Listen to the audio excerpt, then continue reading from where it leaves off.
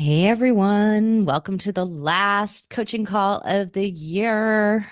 And I am thrilled to be talking about reflection. Reflect and project, Tom.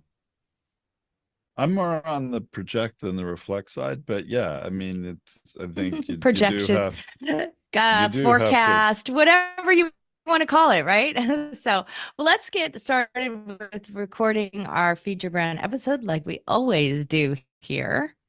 And we will, because we're recording this ahead of time and we're doing this live, which is different than we normally do. So we're streaming it to all of you out there. There we won't actually be doing questions afterwards for our clients like we normally do. So there won't be any questions in Zoom. I mean, you can type in the chat and we'll be checking it during the time of the call. Someone will be getting you an answer, but we won't be actually answering questions afterwards. So the live stream is it today. All right. Hey everyone, welcome to Feed Your Brand. This is our last episode of 2023. That doesn't Yeah, mean it's our except it's last probably episode. not going to air until 2 months into 2024.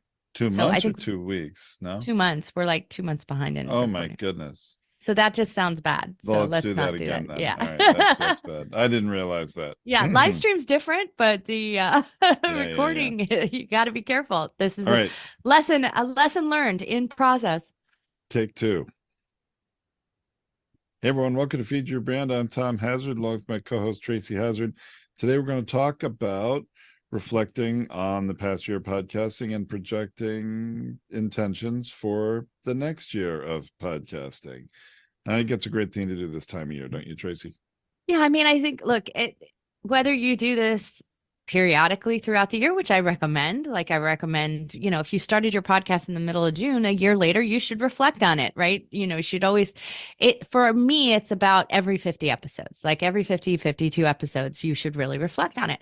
But for some, they just have more opportunities at the start of a year or the end of a year. It's just, maybe you have some downtime and some time to really think about what you want to do. And that's the reflect part, right? So if we reflect on that past year of what it is, then we can make some plans, some intentions for the next year. And I'm all about intention. That is my theme for this year. Well, it sounds great. What are some of your intentions for the next Well, year? let me talk a little bit about the reflection side because it goes to the intention, right? So, I mean, look, there are different intentions for things that you might want to do. So sometimes things are cogs and pieces and tools and in the whole business machine that you have going on for you. So sometimes my podcast is simply, and feature brand, this one that we're doing right now, is simply a vehicle for nurturing my client base and my potential client base, right? So that's its purpose. So even if I don't find hundreds of thousands of listeners coming from it, the ones that I do are getting well served.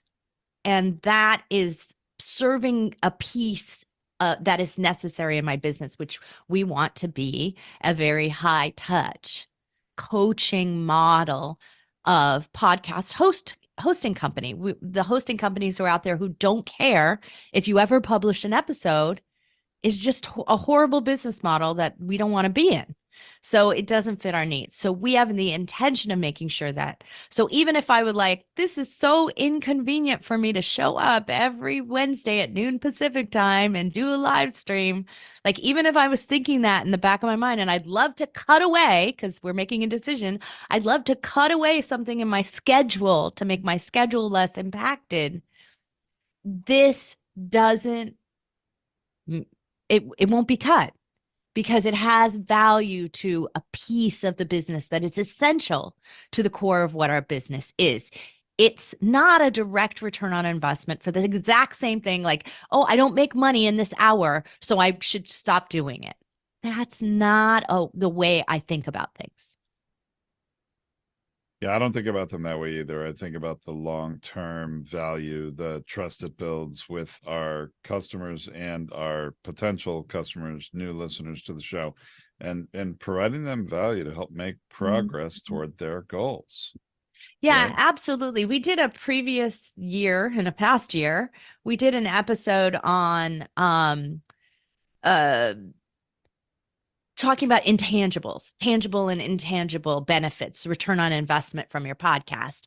And I think those are a good episode for you to go back and listen to as a partner to this one. So we'll make sure to link to it in the show notes and in the description for this episode so that you can quickly find it. But that is a kind of an essential thought process, is that sometimes there's these things that are building your brand, that are about who you are, that are the essence of your business. Sometimes they're simply a mechanism you need. Like, I need an article for my newsletter. It's a monthly newsletter. So I've got to at least record one episode a month in order to make that happen. Right. So you've got to make sure you're not, by saying, I don't really love this and I'm not getting tons of listeners, so it must not be worth it. You might be destroying another part of your business. And we've seen that. Hey, Tom, tell us some of the stories about people who buy a podcast, buy a company that had a podcast, and then all of a sudden just discontinue it and discontinue all the blogs, and what happens.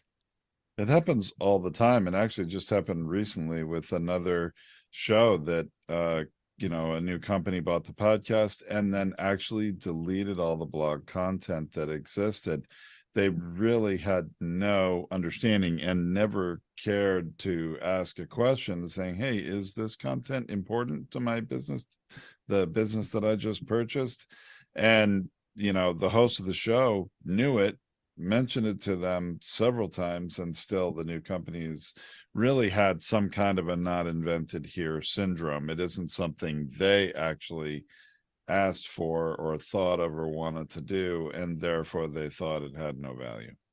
Right. But when they did it, it discontinued thousands of backlinks and crosslinks to their website and thousands of keywords that they were ranking on that no longer happened. And then what does that do? Is it lowers the traffic to their website. So now they bought a business and they destroyed the foot traffic. They destroyed a lot of the lead generation, benefits that existed, and really represented, in my opinion, one of the largest value propositions of the podcast for this business.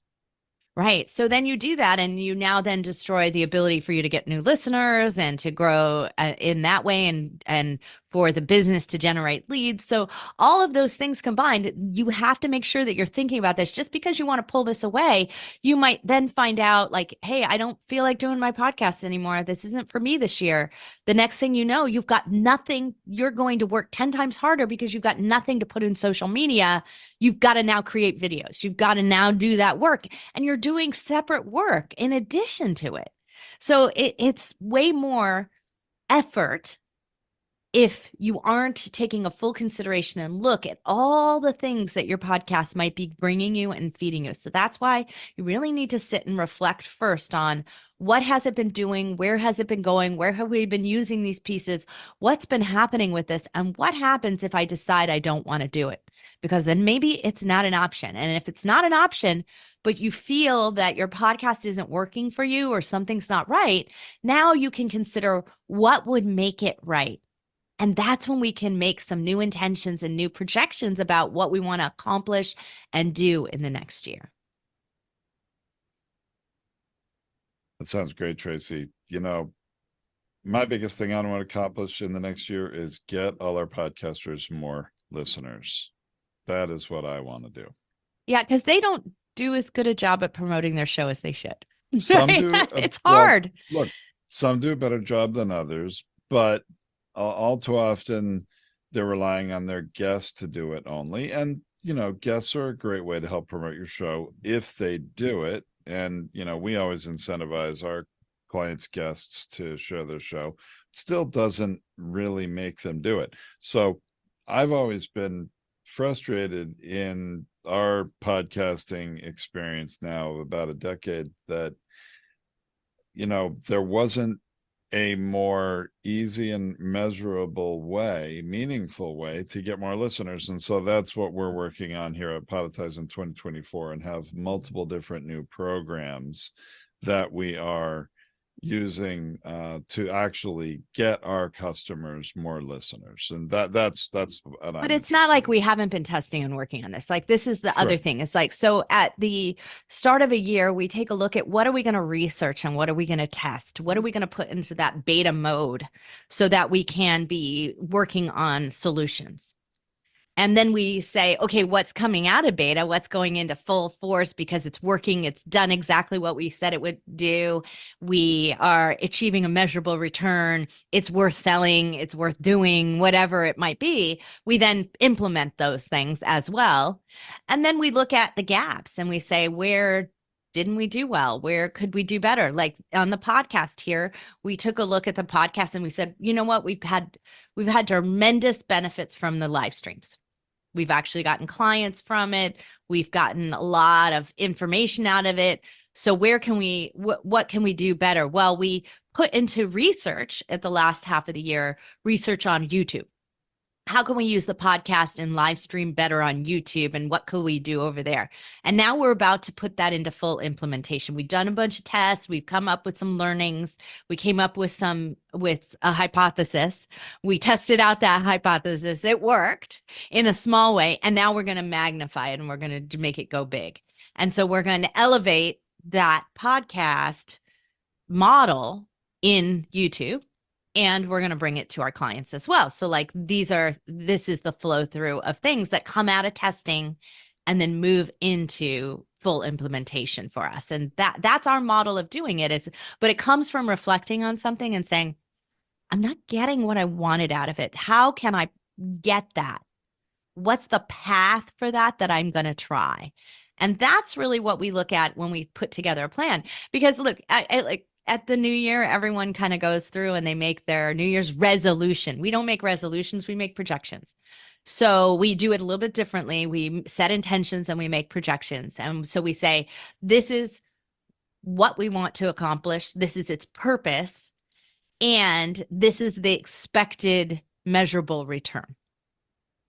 Now, we might achieve something totally different in a return we didn't expect, right? Like it might not work at all in the way we thought it would, and it works completely differently. That's why it's a hypothesis, and it's okay. That's why it's in testing mode.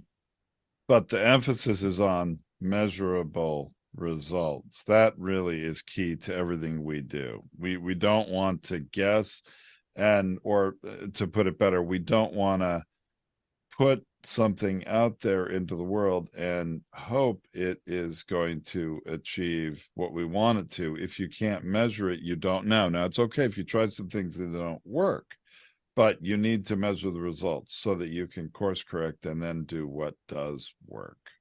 Right. And for me, sometimes those things are less work. Like it feels like less work. Like it's less touch points that I have. It's actually simplifying the process, easing things up. It doesn't have to be I got 10,000 listeners, right? Like that, there is not a clear cut answer for every single person. There are those intangibles and tangibles I talked about earlier that we talked about in a previous episode. Those things are still measurable though for you, because I don't, I come into this call and it's an excitement for it. It's not oh God, I got to record my podcast today. Right. So that's different. If that changes over the course of the year, that's still measurable. You may not have a specific, measure my happiness level, but you can feel the difference. It's measurable in your own ruler, your own scale. Right. And that's what we want to have, is we want to have something that says, when I get in and I do this intention is going to have this effect, this result. I agree. Well, everybody should keep your eyes and ears open for things that we are talking about in the new year. They're going to be, I think, opportunities for any podcaster to, do some things differently and have some different measurable results, ideally to get more listeners, right? Because at the bottom line is, no matter what our podcast is about, we're going to achieve our goals by having more listeners, reaching more people, right? Well, yes, that is true, Tom, but sometimes it's the guest model. So it might be reaching more guests, which is still reaching more people, because if you don't have a show that's like visible out there, then your guests aren't as attracted to coming on it. So even if you have a guest model, and because I hear a lot of you going, oh, but that's not my model. I don't care about the number of listeners. And I'm thrilled that you don't care about the number of listeners. I'm glad you have a model that works. But the reality is that the more high-powered guests you want to attract, the better show you're going to need to have. And it's not always about, and this just happened to me in the last week. It's not always about the number of listeners. It's about how visible out there you are. So I had a past guest who I don't think he's been on my show in 3 years, maybe. It's been at least 3 years, maybe even longer. Maybe 2019. It was the last time he was on the show.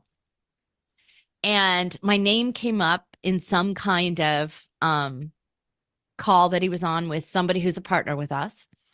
And the next thing you know, he was like, I saw you in 7 places in 2 hours. I saw you on LinkedIn. I saw you on YouTube. I saw you on Facebook. I saw you here. I saw you in someone's newsletter.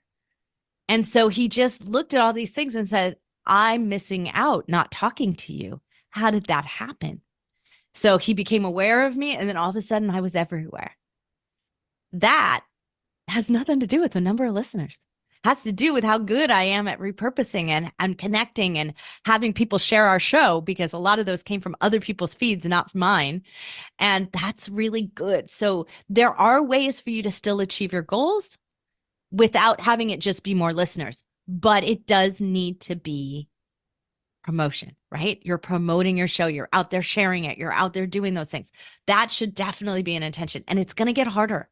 There's a lot of changes coming up that you may not be fully aware of, and you're going to be trying to catch up when the algorithm shifts. So a lot of you are going to lose a lot of download numbers in the next 6 months because everybody's resetting their numbers, and there's a bunch of algorithms going in, and IAB is put in a push and Spotify is put in a push, and you're going to see your numbers down. I think there's lots of people who are already seeing that.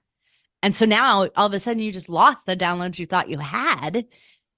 What are you going to do about that? How are you going to figure out where you're going to go? What's happening? What are you going to measure? Because obviously downloads is, I'm going to say adjustable by your hosting company, which is a terrible way to look at it. Not an intention we have here, which is why we refuse to comply with IAB and the other type of models for it, because I think it does a disservice. So these things are coming up too that you don't know about. YouTube, Google Podcasts going away, and YouTube coming up. There's going to be a lot of things that are going to happen to you in the next year. And if you aren't clear on your intention and your purpose and what you're going to double down on and what you're going to cut away and not do anymore, then you're not going to be prepared for what happens. You're not going to be able to respond quickly to those things because you're still going to be catching up on other things over here. So be thinking about that as you go into it. So my number one goal for the next year and my intention is to make sure that podcasters don't get screwed by AI in the next year. That's my simple intention. That is everything that we're building in this company, everything that I'm doing personally, everything I'm talking about, how I'm out there advocating. That's my intention for the year. What about yours, Tom? Well, my intention, I stated it earlier, is really just to perfect these several different tactics that we have been testing and are now rolling out to our customers that will get them more listeners in a passive way every day and every episode they publish. Valuable listeners, like that's the goal, right? Sure, action-oriented, relevant, listeners that would be interested in what they have to say. And I know that's different for every show, but there are very real ways to do that. Yeah, because there's a lot of people out there who's pushing messages out there that says, I'll get you more listeners. I'll get you more downloads. I'll get you more this. Or and this I'll is not that. More reviews. I'll help you at the top of the charts. It's not about that. I don't care about the top of the charts. We're really talking about more listeners, more subscribers, and a steady climb over time. Well, that's what we're going to talk about next week. We're going to talk about how to get on the top lists, but that doesn't mean the charts. And we're going to make the distinction between the two things as well next week. So I'm so glad to have been with all of you for the past year. So my reflection on that is I have enjoyed every minute of our coaching calls. And I look forward to the next year full of them. And our intention is to be even more targeted in what we do with our SEO and our topics in the next year. So you can see us dialing that in next year as well. So we've got like micro intentions and big macro ones as well. So you'll be seeing them in play. So stay tuned to Feed Your Brand. Let's have that be the end of the episode. You All think right. that was a good way to end it? Okay. Cool.